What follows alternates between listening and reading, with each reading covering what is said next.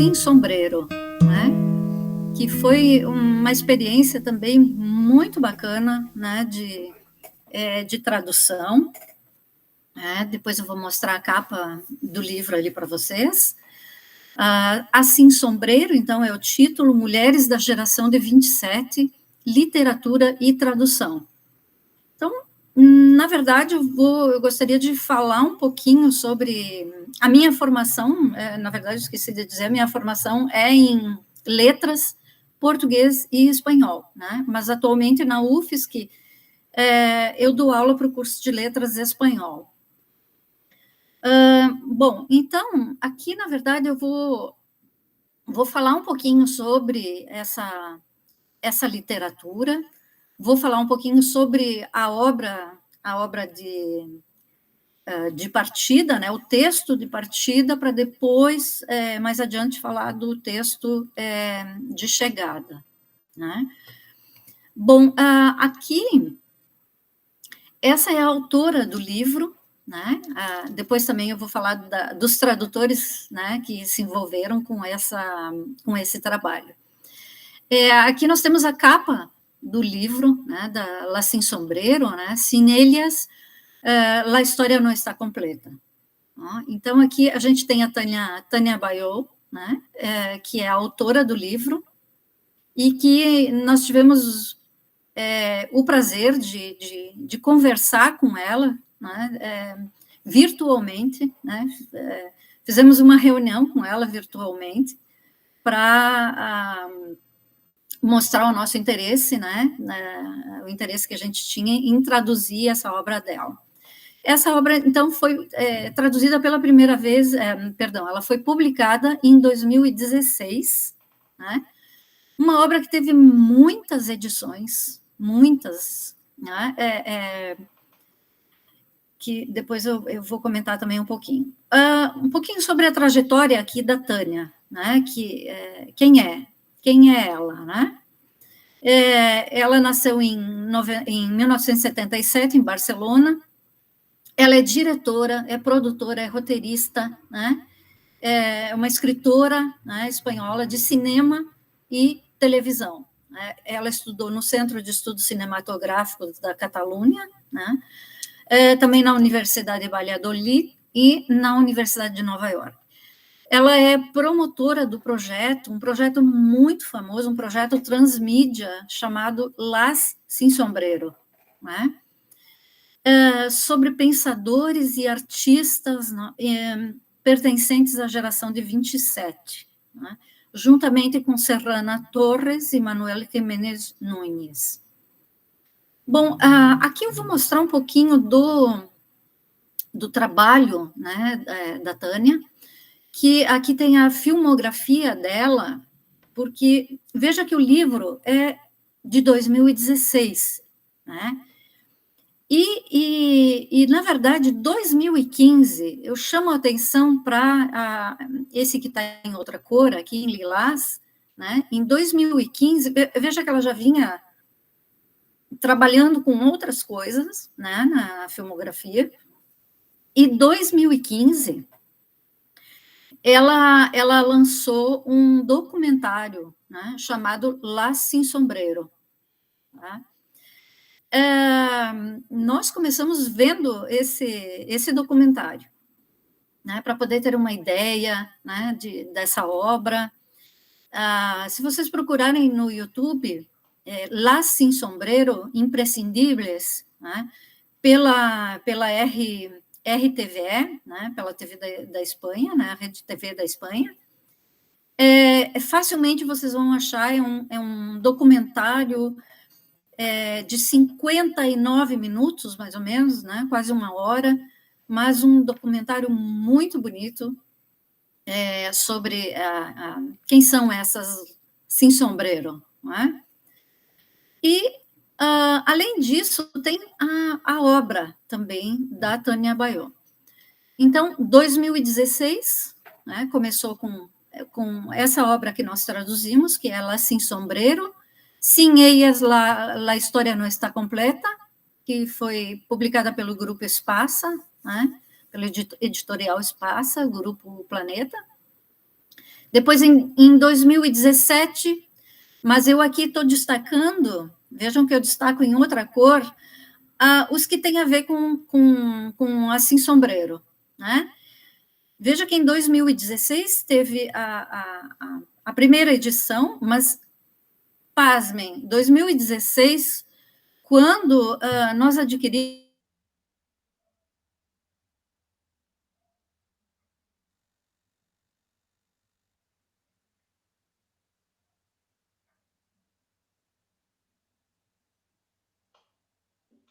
publicar já a tradução, né, em 2022. Um pouco antes disso, a gente já viu que estava na sexta, sétima edição, já, esse primeiro livro, né, de 2016. Então, teve, assim, uma repercussão enorme na Espanha, né? Depois, em 2018, teve o Lacim Sombreiro 2, né?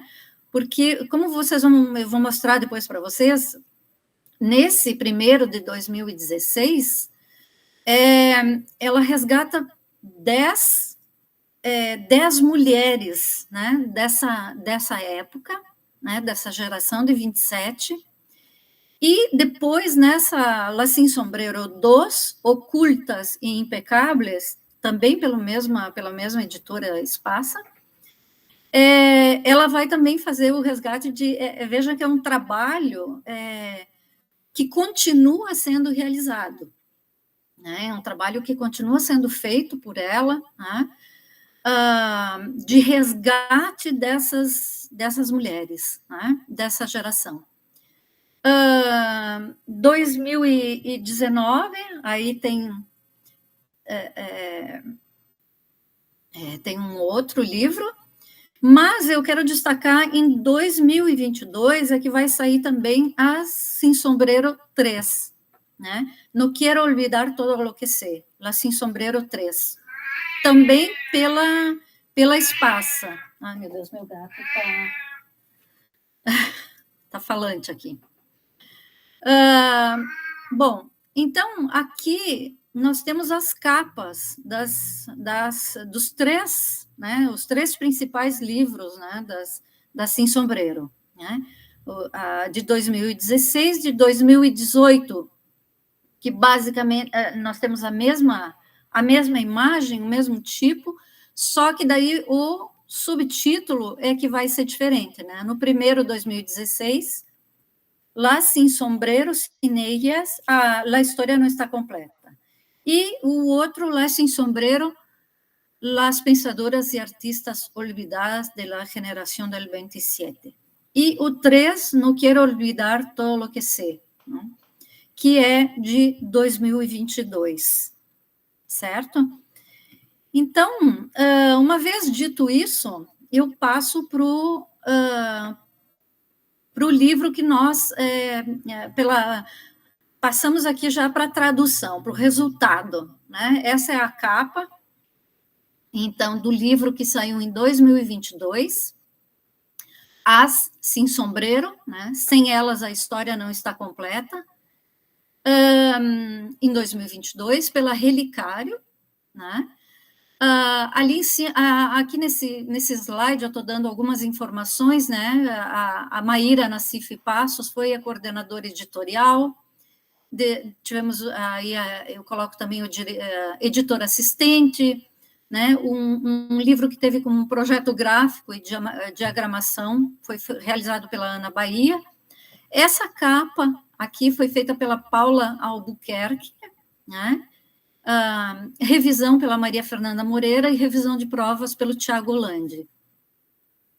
Uma coisa que eu tenho que destacar dessa obra, dessa tradução que nós conseguimos aqui, veja que foi todo um trâmite bastante demorado, de certa forma, né? Que nós participamos de um edital. Outra coisa que eu gostaria também de destacar, que para esse projeto, a coordenadora do projeto foi a professora e tradutora, que é a Fedra Rodrigues, né? Ou Fedra Rodrigues Hinojosa, né? Os tradutores, então, somos eu, o professor Fábio Seixas Fernandes, né, e a professora Fedra Rodrigues, certo? A coordenadora, então, como eu falei, foi a Fedra, certo? A Fedra partiu dela, né? Esse convite foi ela que pensou em traduzir esse livro, né? Foi ela que entrou em contato primeiro, né? Com esse documentário, né? Que havia saído da Sem Sombreros, e aí esse livro, né? E aí partiu dela esse convite, né, para que eu e o Fabiano fizéssemos parte, então, desse grupo de tradutores. Né? A partir disso, esse livro, a gente se preparou para um edital. Né? Nós participamos de um edital que saiu na Espanha, por isso essa obra ela teve financiamento, né? A tradução dessa obra ela recebeu ajuda do Ministério de Cultura e Esporte da Espanha, e através desse edital, então, que a gente ganhou, que a gente recebeu essa verba que permitiu que esse livro fosse traduzido aqui no Brasil. Bom, aqui, eu gostaria de falar um pouquinho também, mostrar para vocês a estrutura do livro, né? Ele tem um prólogo, todo ele escrito, veja que todas essas partes que eu estou falando aqui, que eu estou aqui mencionando, prólogo, introdução, né? Os 10 capítulos, né? Sendo que cada um desses capítulos é dedicado a uma mulher dessa geração de 27, né? O epílogo, os agradecimentos, as referências, enfim, todo ele escrito pela Tânia Baiô, certo? Nós, nesse livro, não tivemos, na verdade, espaço, né, em função dele ser um edital que a gente participou para tradução, né, então, da verba e tudo mais, então, nós aparecemos, o nosso nome aparece como tradutoras, né, internamente, na contracapa, atrás também, certo? Na capa aqui atrás do livro também o nosso nome aparece, mas nós não temos espaço interno no livro, certo? Diferente desse livro, do outro livro que foi financiado pelas embaixadas da Colômbia, né? Aquele livro, na verdade, a gente teve uma nota dos tradutores, né, um artigo interno que a gente pôde desenvolver falando sobre a tradução, que não foi o caso aqui desse livro. Bom, eu só gostaria de situar um pouquinho, né, esse período, né, bem rapidamente mesmo, né. Veja que a Sem Sombreiro, né, aqui, elas fazem parte dessa geração de 27, né, que foi um grupo de espanhóis do ciclo de literatura entre 1923 e 27, que tinha o desejo de trabalhar com formas vanguardistas de arte e poesia. Sua primeira reunião formal aconteceu em Sevilha, em 1927, marcando o aniversário de 300 anos da morte de Luís de Góngora. Bom, outra coisa também que eu queria destacar, porque é importante, né, destacar, que essas mulheres também passaram por um período, né, da Guerra Civil Espanhola, né, que aconteceu de 36 a 39 e que depois resultou na ditadura franquista até 1975. O que acontece? Aqui eu menciono o Federico Garcia Lorca, porque essa geração de 27, enfim, ela tem nomes de escritores famosos dessa época, né? E Federico Garcia Lorca era um deles, né? poeta e dramaturgo espanhol, pertencendo então à geração do 27, foi o poeta de maior influência e popularidade da literatura espanhola do século XX. E como dramaturgo, é considerado uma sumidade do teatro espanhol, né, do século XX. Conviveu com artistas como Salvador Dalí, Luis Buñuel e Manuel de Falla. Por que eu estou falando isso? Porque essas mulheres, elas vão ter contato também com Federico Garcia Lorca, elas vão ter contato com Salvador Dalí, né? Elas também fazem parte dessa geração, mas elas não aparecem.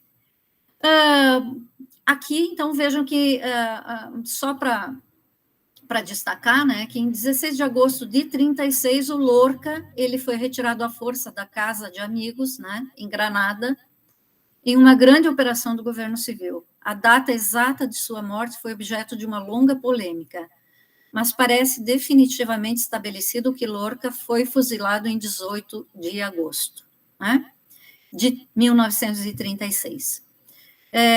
O seu corpo jamais foi encontrado, né, mas acredita-se que esteja em uma fossa comum. Eu só estou falando isso para resgatar um pouquinho, rapidamente, esse período, né, em que essas mulheres viveram, né, um período que foi bastante difícil, né, para todas elas. Muitas delas, inclusive, se exilaram, né, em função, imagina, quando você tem um amigo, alguém que faz parte e que simplesmente some, né, da noite para o dia some, enfim, isso acabou gerando realmente muito medo e muitas delas acabaram também indo para outros países.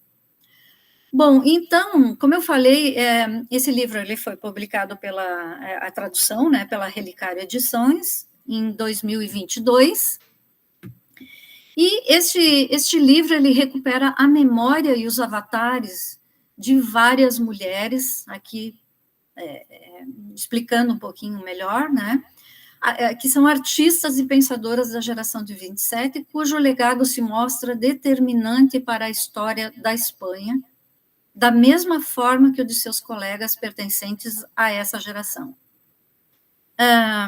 Mulheres que tiraram os seus chapéus, esse espartilho intelectual que as relegava ao papel de esposas e mães, e participaram sem complexos da vida cultural espanhola entre os anos de 1920 e 30.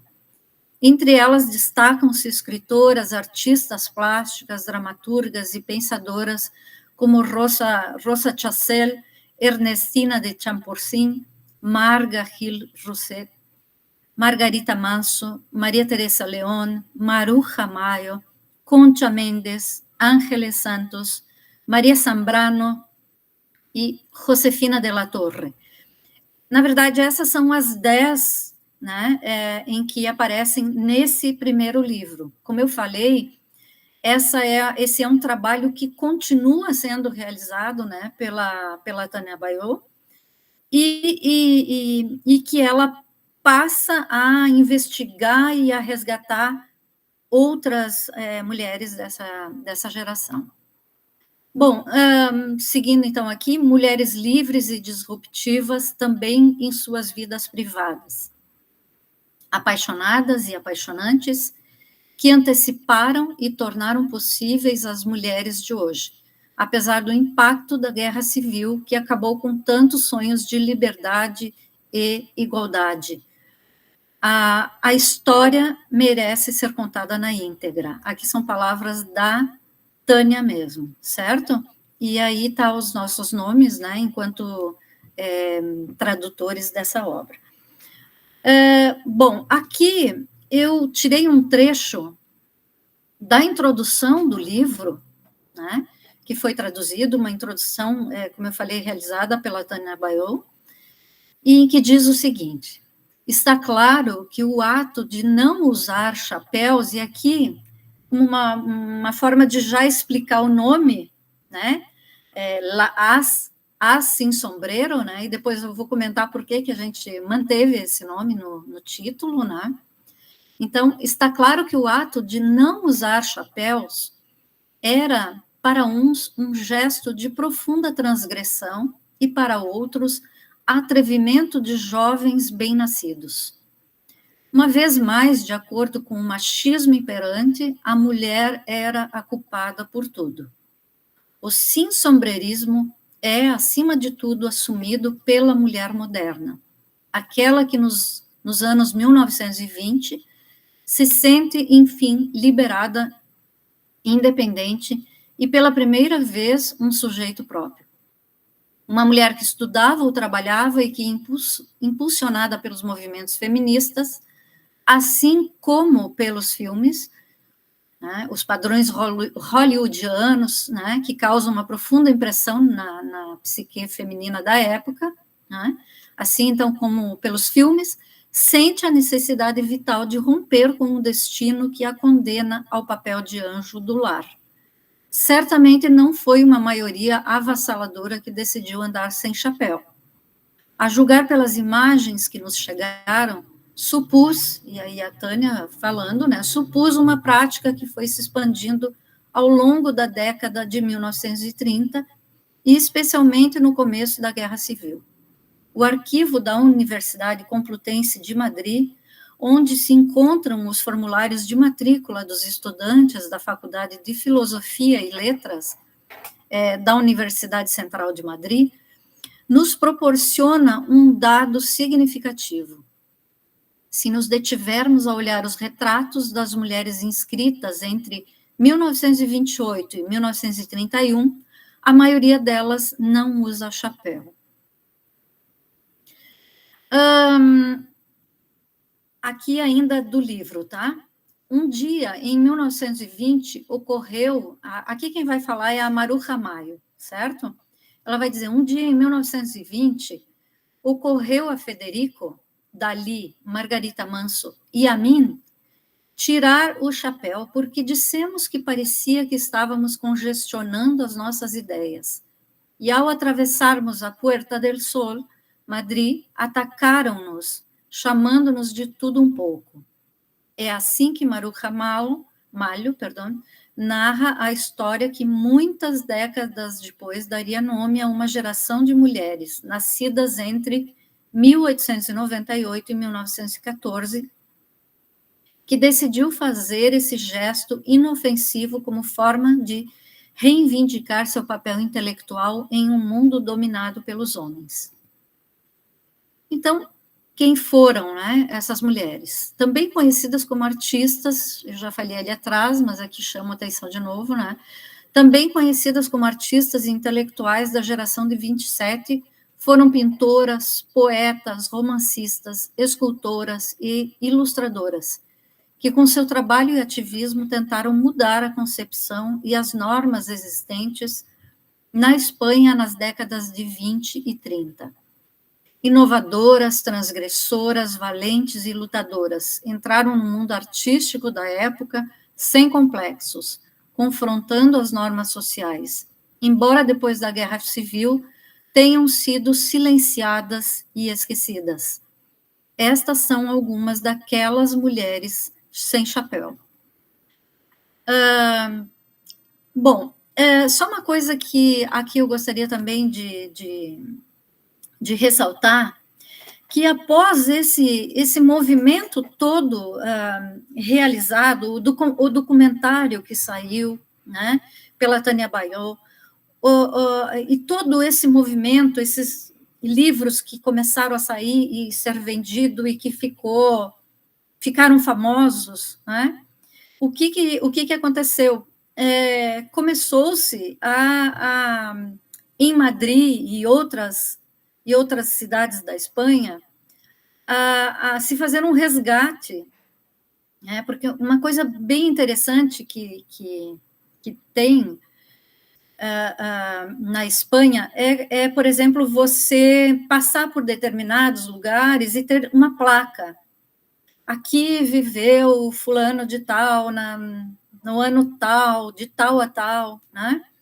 Isso a gente encontra muito, por exemplo, tem o bairro das Letras, né, em Madrid, que tem a casa onde viveu o Lope de Vega, né, e que hoje, atualmente, é um museu, né, um museu que, na verdade, mostra a casa como tenta mostrar como era a casa do Lope de Vega naquela época, tenta fazer uma reconstrução, né, e que é aberta ao público. Tem também a casa onde viveu o Cervantes, né, com uma placa dizendo.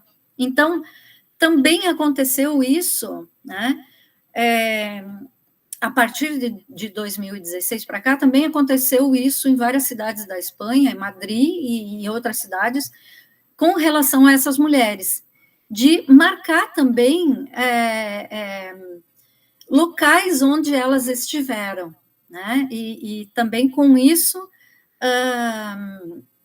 resgatar também de alguma maneira, enfim, inclusive nos manuais, né? Nas antologias, né? Da história da literatura espanhola, né? Enfim, um movimento todo para que essas mulheres, enfim, apareçam, né? E o que elas escreveram também, que se torne, enfim, mais visível. Bom, eu não vou falar sobre as 10, né, que aparecem, é claro, mas eu destaco 3 delas, né? Uma delas é a Margarita Manso, né, que é pintora, né? Mas, assim, eu falo rapidamente porque é difícil selecionar exatamente o que falar, né, de cada uma delas, mas eu trago aqui alguma pequena informação apenas, né. Foi uma figura extraordinária. Isso sempre lembrando a Tânia Ballot, que está falando. Foi uma figura extraordinária. Sua existência é tão inquietante que, desde que eu tomei conhecimento dela, faz mais ou menos 6 anos, eu a sonho, penso, imagino.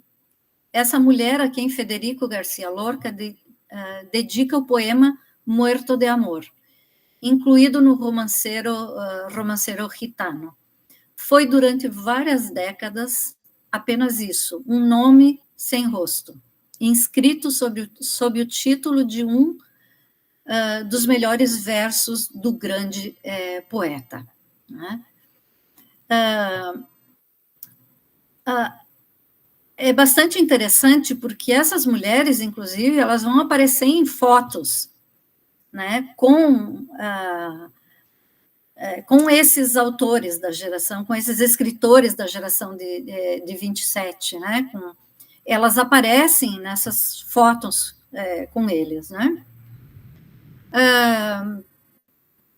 Até aqui eu não lembro se foi a Margarita Manso, que, enfim, todas elas sofreram, como eu falei, de alguma maneira com a questão da guerra civil espanhola. Eu agora não lembro se foi a Margarita Manso ou se a próxima, mas eu acho que foi ela, que inclusive o marido também aconteceu o mesmo do que com o Federico Garcia Lorca. Ela também, enfim, teve a casa invadida e levaram também o marido dela, que dias depois apareceu morto. Só para ter uma ideia, né? Aqui nós temos também, eu trago uma outra dessa época, né? Uma outra mulher importante, né? Uma escultora, que é a Marga Gil Rosset, que é escultora, ilustradora e poeta. Sua vida foi curta. Na verdade, a Marga ela se suicidou com 24 anos, né? Mas ela conseguiu fazer um trabalho impecável e abundante. Seu trabalho escultórico não teve nenhum tipo de influência nem predominância de outros escultores ou movimentos, porque foi absolutamente autodidata. Marga e sua irmã eram admiradoras da escritora Zenobia Campubri, né, casada com o escritor Juan Ramón Jiménez, né. Em 1932, em um recital de ópera, é apresentado ao casal. O que acontece? A Marga ela se apaixona, né, pelo poeta, né? Passa a frequentar a casa dele, enfim, ela se dava muito bem com a esposa do Ramon Jiménez, né? Mas ela se apaixona, né, pelo poeta. E não que eles tivessem alguma coisa, na verdade, eles não tiveram absolutamente nada, né? Ela menciona isso no livro. E um mês antes da morte, dela se suicidar, ela entregou um diário que ela escreveu ao Ramon Jiménez, né? Falando um pouco, enfim, desse amor impossível, né? Marga, e aí a Tânia Balhou vai dizer o seguinte: Marga não é só isso, não se resume ao trágico fim. Suas obras vão surgindo pouco a pouco, formidáveis, perfeitas, assombrosas. Ela desenha figuras agônicas e esculpe em madeira, barro e granito, materiais duros para alguém tão jovem, sensível e frágil. E aí, enfim, ela vai falar sobre essa mulher incrível também dessa época. Aqui eu passo para outra, como eu falei, vou falar apenas bem rapidinho. Eu espero que vocês fiquem com vontade de ler o livro, né? E nesse livro tem muitas outras, né, mulheres importantes dessa época. A Concha Mendes, né, que é uma poeta, escritora, poeta, dramaturga e roteirista, né? E aqui eu trago um trecho. Diante do rompimento com Luiz Buñuel, ela decide sair do anonimato e recuperar o tempo perdido. Agora vou fazer do meu jeito. Vou conhecer todos eles. Claro que com todos eles se refere a Lorca, Dalí, Alberti, etc. A primeira coisa que fez foi conhecer Lorca. Pouco depois, em um recital do poeta de Granada, no Palácio de Cristal do Retiro, Concha conhece Maruja Maio e Rafael Alberti, que é outro escritor importante dessa geração, né? E na época os dois namoravam. Ali encontrei meu caminho. Naquela mesma noite comecei a escrever. Se recorda. Concha rapidamente se une ao grupo, né? Então vejam que era um grupo grande, né? Um grupo com homens e com mulheres, né? Dessa época, mas elas, infelizmente, não aparecem, né, na história. Bom, aqui nós temos a lista, né, das 10 mulheres, né, que aparecem nesse primeiro livro, né, com ano de nascimento e morte aí de todas elas, né? Eu falei das 3 primeiras, né, que estão aí. E agora eu parto para falar um pouquinho da tradução desse livro. Na verdade, esse título, né, da Sin Sombrero, a princípio, as discussões que a gente fez por muito tempo, a gente não imaginava manter o título, né, tal qual está. A gente tinha pensado, as que não usam chapéu, sem elas a história não está completa, as sem chapéu, né, sem elas a história não está completa.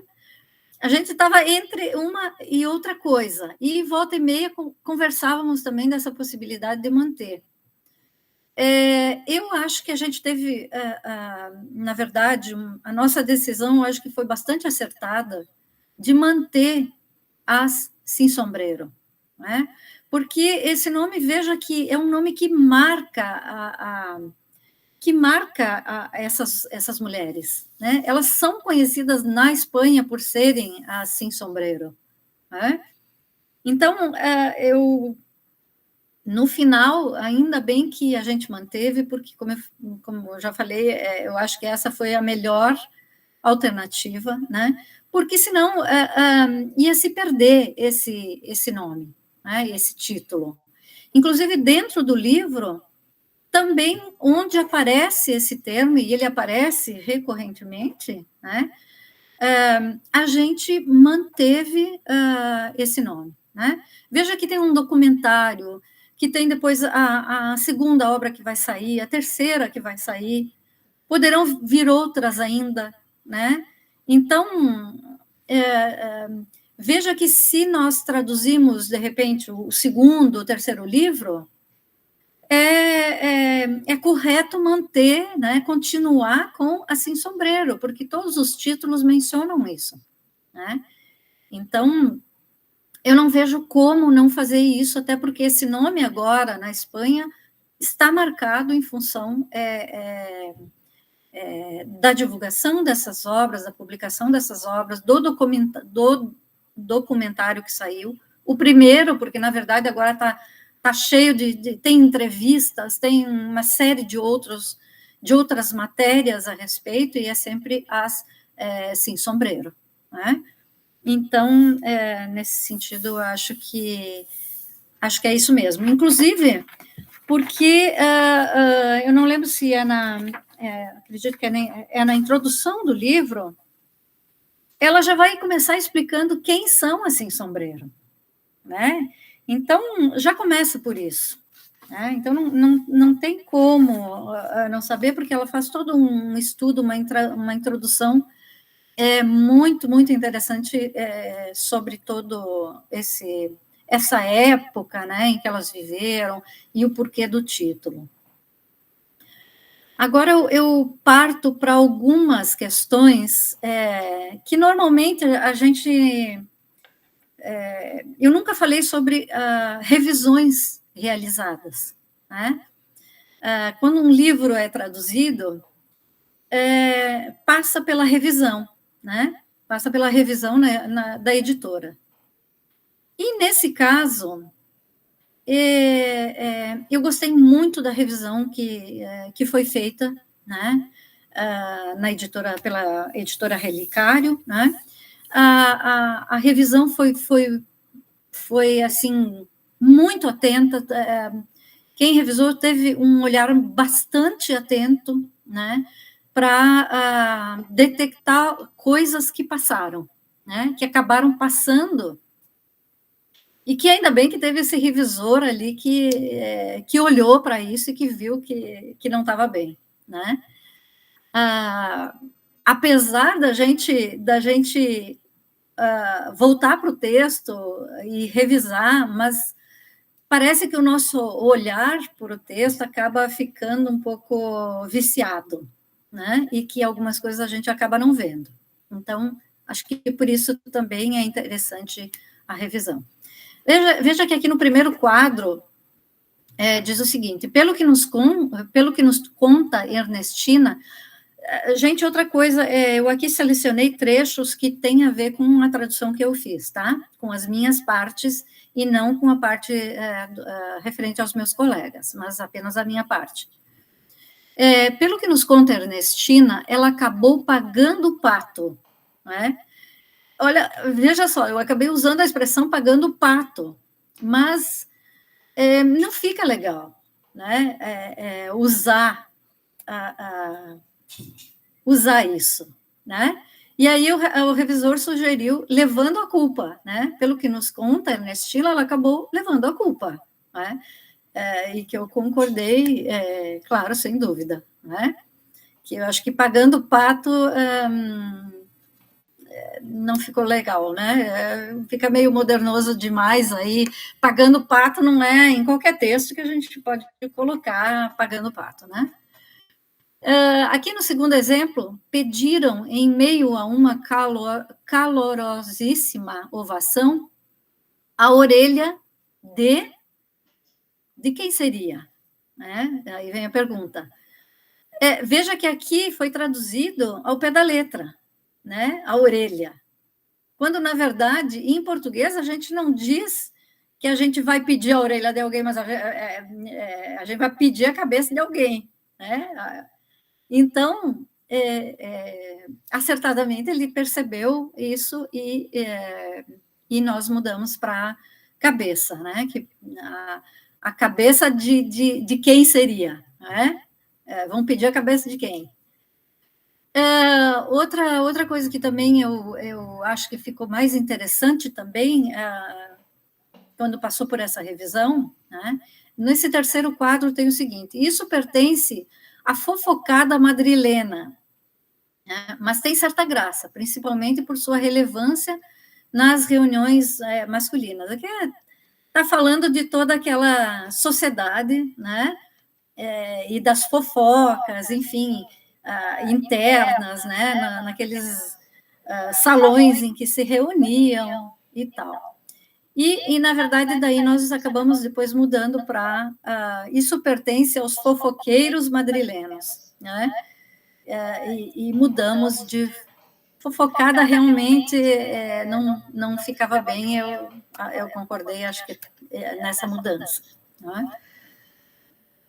Veja que revisão é uma coisa interessante, né? Porque às vezes tem coisas também que a gente não concorda. Mas eu acho que no caso da revisão da Sem Sombreiro, eu acho que foi uma revisão muito, muito bem feita, pelo menos na minha parte, no que eu pude ver, que eu acho que ela foi muito, muito acertada.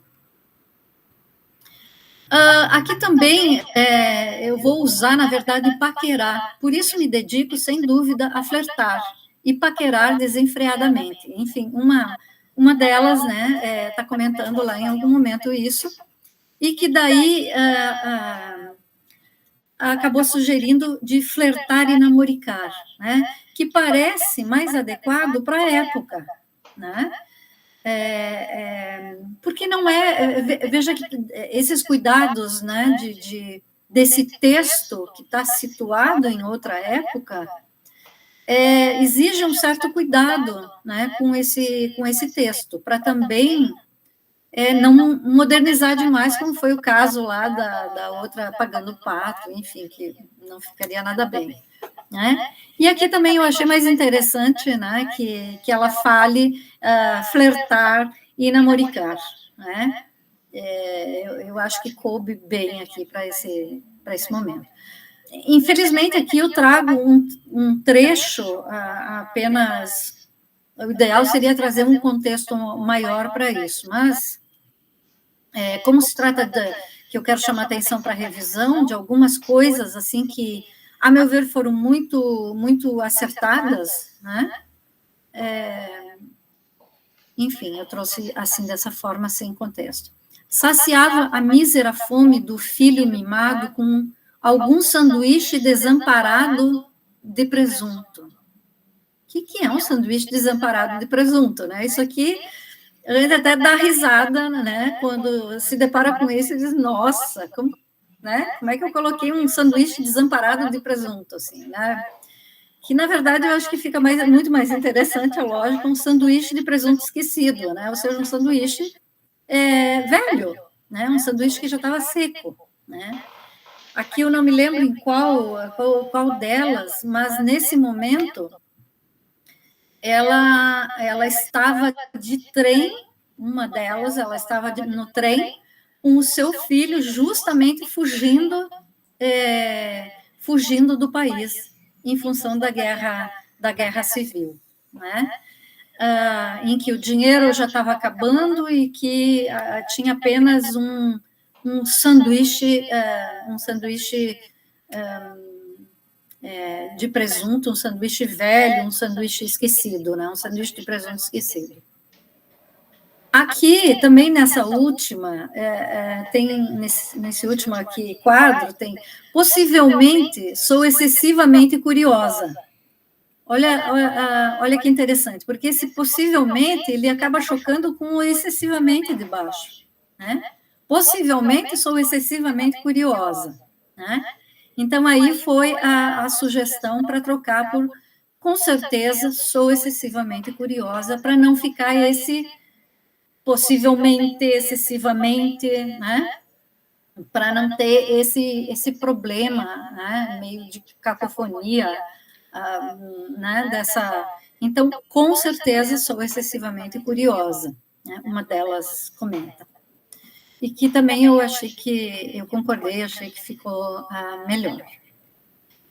Aqui nós temos ainda, continuando ainda com a parte das revisões, né?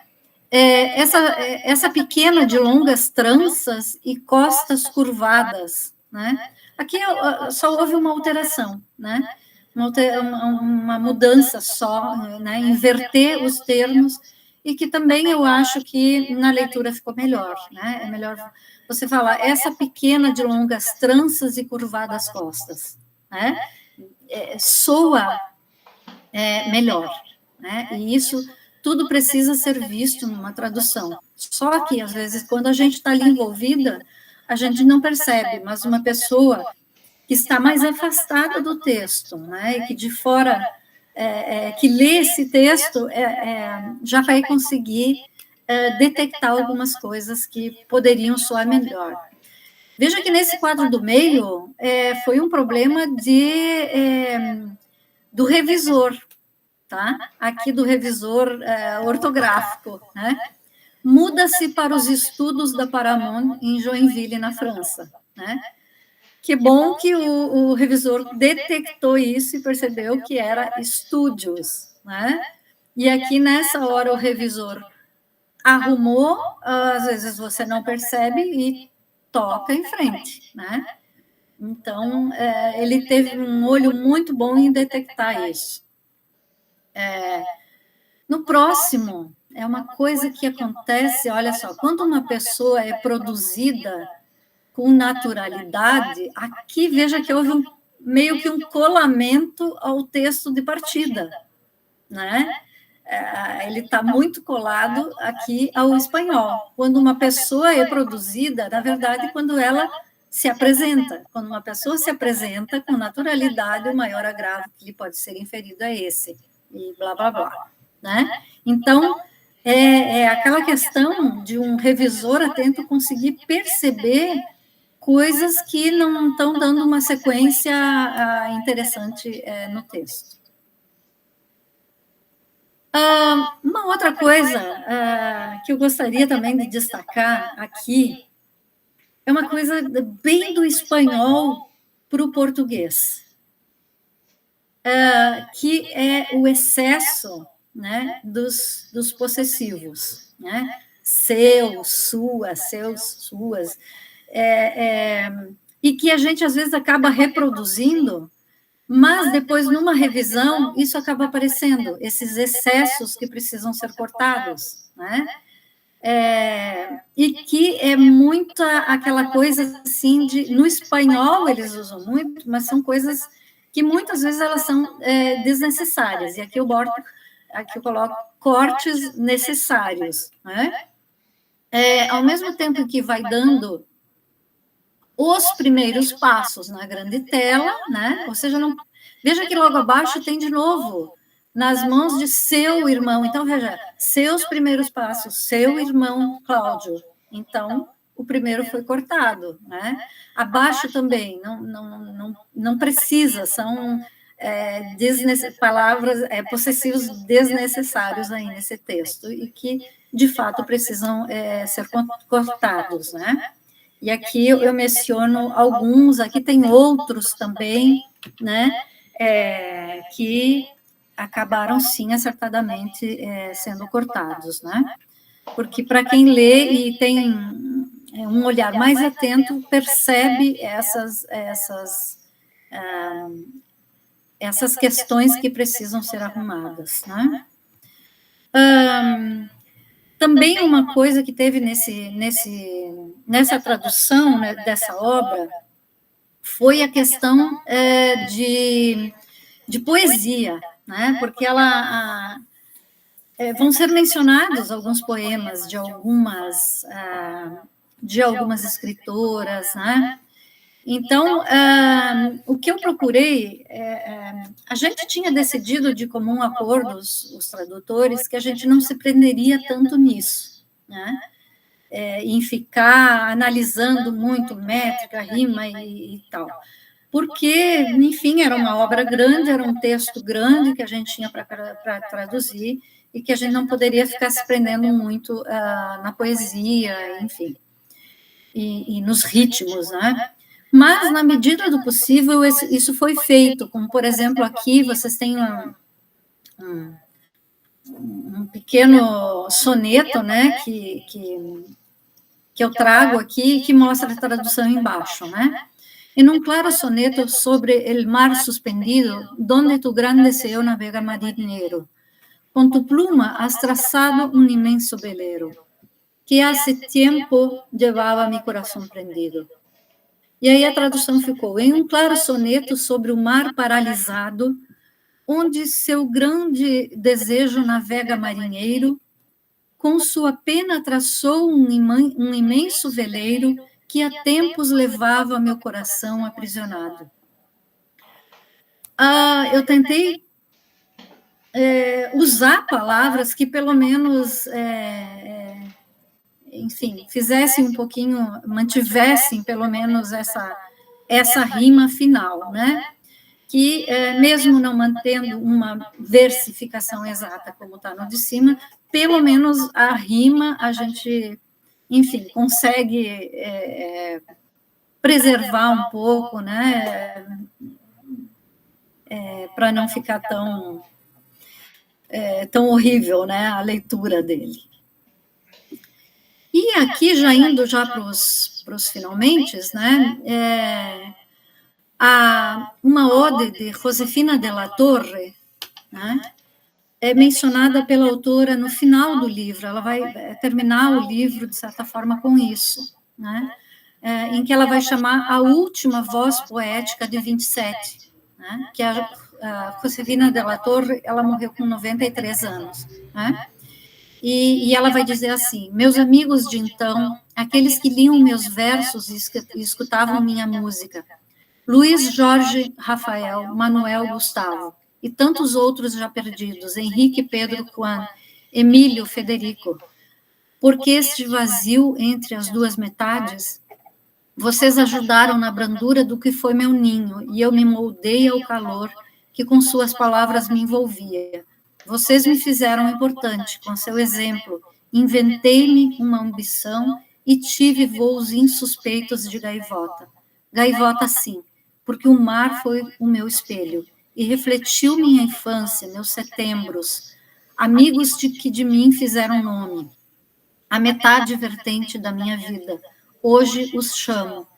Estendam-me suas mãos. Eu me senti nascer para logo roçar dos fundamentos a acertada carícia. Porém, de repente, um dia o indefensável me cobriu. Algo sem corpo, sem olor, sem música, e me senti impulsionada, coberta de cinza, apagada com esquecimento. Onde vocês estavam, companheiros? Sem seus impressos, seus engenhos, sua defesa contra o desconhecido ataque? Ó amigos, Henrique, Pedro, Juan, Emílio, Federico. Nomes que não responderão à minha voz. Manuel Gustavo, longe. Luiz Jorge Rafael, e ainda que o afã nos dê ventos para nos encontrarmos, ignorem que cidade e se chegará o dia em que eu volte a me sentir descoberta. Ou seja, ela mostra, né, esse esquecimento, né, da sua voz poética, né, em que morre, de certa forma, no esquecimento, né? Porque ninguém sabe quem ela é, né? Então, ela termina com essa ode da Josefina de la Torre, né? E eu gostaria, só em mais 2 slides, trazer algo que ela, para fechar, ela fala no epílogo da obra. Demorei muito para escrever este epílogo. Qual era o melhor final? São tantas as vidas que ainda não menciono que para mim foi difícil concluir. São tantos os nomes de figuras extraordinárias que enfrentaram o seu destino mulheres que, desde a primeira vez em que me propus iniciar este projeto, por volta de 2009, foram acompanhando a construção de uma certeza que, por fim, apresentou-se imprescindível. Sem elas, a história não está completa. Para mim, essa aventura só foi possível porque um dia tomei a decisão de me deixar levar. E assim foi. Sonhei Margarita, descobri Marga. Compartilhei Concha, contemplei Maruja, entendi Maria Teresa, estudei Maria. Com Rosa, submergi. Recuperei Ángeles, emocionei-me com Ernestina e com Josefina não me rendi. Sei que neste livro pude falar com detalhes somente de algumas das Sem Sombreiro. Não estão aqui todas, eu sei, mas este é só o princípio. E aí, que bom, eu finalizo com isso, e que bom que depois teve sequência, né? Sequência dessas obras, né? Das Sem Sombreiros, em que depois, enfim, elas vão aparecer de novo, né? No livro 2 das Sem Sombreiros e no livro 3. Muito obrigada por terem, enfim, escutado essa minha fala. Obrigada pela compreensão de vocês e por terem... Espero não ter cansado demais vocês com a minha fala. Obrigada.